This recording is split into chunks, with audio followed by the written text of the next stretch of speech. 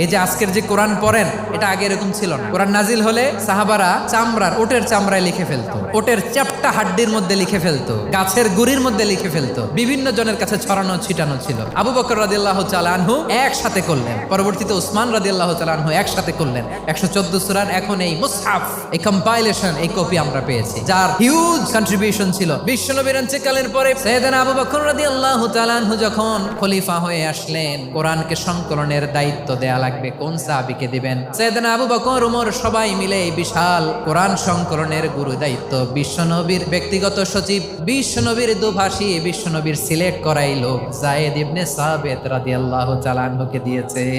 এই পুরো কোরআন কম্পাইলেশনের project manager ছিল যায়েদ বিন সাবিত রাদিয়াল্লাহু তাআলা। দেখেন, এত সাহাবীর মধ্যে থেকে বিশ্বনবীর একাডেমিক প্রজেক্ট যায়েদ বিন সাবিতের মতো তরুণকে নির্বাচিত করেছেন। কেমন ট্যালেন্ট হান্টার ছিল আমার নবী, সুবহানাল্লাহ পড়বেন না?